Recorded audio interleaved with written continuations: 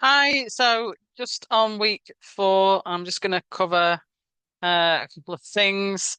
This is where we are, week 4, understanding different audiences and communication in relation to inclusive communication.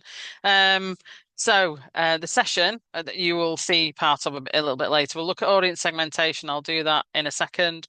Then the tasks around inclusive communication and particularly looking at the Robert Elementary School, the Ubaldi report, which you'll see is on the task. And then later on, we've got the talk by Advita Patel, who's the author of Building a Culture of Inclusivity, and she's also the current president of the Chartered Institute of Public Relations. Just when we're starting to look at audience segmentation, there's lots of different ways you can approach this. And I think it's important to consider, the characteristics that are relevant. And when you're looking at the assignments that you're doing, the assignment that you're doing in relation to this, think about, the audience segmentation that may change based on the issue that's at hand and the area of risk or concern that you're looking at, because we can divide groups into lots of different characteristics. Marketing, if you've any connection to marketing people, they will often look at these, how do they target messages about new products, etc., to particular groups, and they use this kind of audience understanding, customer understanding, and insight in different ways to help them do that. Because what we'll see in the templates that I'll show in a second and that you can find on Blackboard, what we'll see is the more you can understand audiences in detail and understand their characteristics and different traits and elements, the easier it is to then look at what methods of communication you're going to use, what messages you're actually going to communicate, and you can even look at who is going to communicate it. So you can build that through foundation of really understanding audience segmentation. And it's massively overlaps as well with the vulnerabilities that we looked at in the afternoon session last week, and trying to understand the data and insights, etc., that are in terms of vulnerabilities that you can use in understanding audience segmentation as well. It allows us to target, and also the psychology aspect as well comes in there. What are people thinking? How are they kind of approaching different situations? And we do it all because without it, we have a tendency to just broadcast information, particularly either before or in the early start of an emergency. We just tell people things. And depending on what's happening and depending on the nature of the incident or what's involved, that may not work. And there's lots of aspects that we need to start to get much more focused on, around understanding kind of audience when something happens, but also before that. And again, when we look at the kind of participatory consultation, this is all important to help understand kind of that element as well and what we need to do as part of that. So some of the main traits you can consider is around demographics, so age, gender, income, education, etc. Geography, the location, that's obviously going to be really important around things like flooding and risks in relation to fires or whatever. You can find obviously you're going to have a geography that's going to be a key kind of way to segment, in lots of cases. You've got what people call psychographics, lifestyle, values, personality, and interests. So grouping people who may have a particular interest in a certain thing. Again, depending on what kind of crisis you're dealing with, goes back to week kind of 1 and 2, where we talked about situational crisis communication theory. We need to understand the actual situation that we're preparing for, or that we're dealing with, so we can then use that to extract the kind of details that we need to our own people's attitudes, behavior, etc. Behavior is another one. How do they operate? Who do they trust? Who's are they connected to? Where are their relationships? So again, you can use that as a kind of key trait, characteristic to inform your audience understanding. And then the last one, which is needs. So specific requirements that they may have. And in relation to an emergency situation, you can see, they may have a requirement to be evacuated or to have to take certain courses of action. So you can group things in lots of different ways.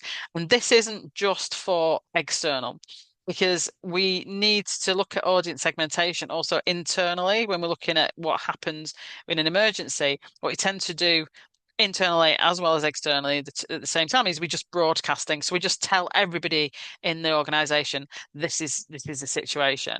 But if you think about any situation, what we've got in that is, people who will have been responding, people who will work in that area, people who may know somebody who's connected with things. You've got a whole kind of network of specs, of characteristics we can unpick when we look at internal communications in the same way. And there's an interesting book, if you're interested in the internal communication elements around crisis. It's called Internal Communication in Crisis.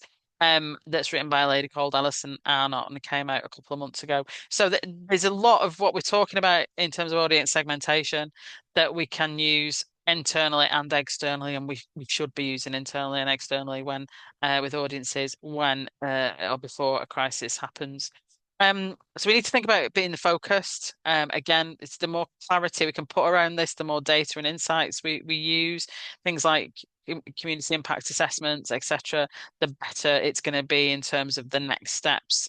And again, when we look at the task, the assignment that you're working towards, you can see how if you understand the detail around the incident, the situation, and the characteristics of the communication, the audience you're trying to communicate with, it's going to be a lot easier then to start to look at what that means for the ways you're going to communicate, the methods, and the words that we're going to use as well. And you can map it in lots of different ways. So I'll show a couple in a minute. But one of the things to think about is trying not to do everything, because which is a natural kind of position we go to, which is having to tell everybody the message. Look at primary audiences, look at secondary audiences. So who's the most important? Who's your primary focus? It helps with resourcing as well to do this, because you can then make sure you're focusing your comms and the activity where it's going to have the most impact. And you're aware of the secondary audiences and you will be doing things, but it's not where your main focus is. And we've got a target for where we have the biggest impact and where we've got the most necessity. If you've got people asking for help in a particular community, in a particular area, that's going to be a real priority rather than, just telling people who may be in the periphery and may just be interested in what's happened. So keep things under review as well. So we do audience segmentation before anything happens. We try and understand communities before things happen. When things happen, then, we may find due to the nature of the incident or, contextual factors, contextual modifiers, as Timothy Coombs calls them, is different, and that may change where we need to focus or who we may need to include in terms of key audiences. So we have to keep that under review throughout the whole of the emergency kind of situation, the whole crisis. And we've got to understand we can use that information, as I said, to channel into channels and actions and kind of what comes on top of that. So this is one of the ways of doing it. If you look at the last week charts around vulnerabilities, you can use similar. Look at audience mapping, look at who, based on interest and influence. You can look at it based on kind of impacts of the situation. But what you're effectively trying to do is different groups in as much specific kind of focus as possible into priority and secondary. You can do that in a kind of dartboard kind of circle. You can do it in lots of other ways. Whatever works for you is absolutely fine. It's just finding a way to go, this is where my focus needs to be on these specific groups. And once you've done that, you can then move into the proper kind of real meat of the audience segmentation piece. You look at the audience that you're dealing with, and if you can then pinpoint the characteristics of that audience, what are they like? What do they think? Where are they based? All those traits that we looked at before, you can then start to look at, well, what does that mean for how I'm going to communicate with them? and put in that third column what method of communication or the approach or what particular thing that you may need to do. We link to that. And then the final bit is the deliverable. Realistically, what often happens, and I've been guilty of it in the past, is we go straight from this is the audience to that's the deliverable. And that's where we don't get the best results. This is where we don't get the most effective crisis communication. We've got to think about what the audience detail is. How much can we unpick about them? How much do we know about them before we can then start to look at specifically what we need to do. And yes, there's challenges around data and information. But you've got to think again, when we've talked about resilience forums and warning and informing work, if we maximize the data and the insights that people have around communities, around areas of interest, around kind of, different aspects that we're looking at, you can probably access quite a bit of information around key characteristics of a particular audience. So it's building, it's like layering things up. And if you can see for your assignment, this is what we're starting to think about. So you've got the context. We talked about week one, context. What do we know about the crisis? What does that mean? What's the contextual modifiers around that? We're now starting to then look at the audience specific elements of how you're trying to focus that plan. Next week, we'll look at the messaging and kind of how this builds into messaging for next week. And then the next phase, which is going to be on a slightly different video because didn't press record at the right time, we'll talk about the Uvalde report as well.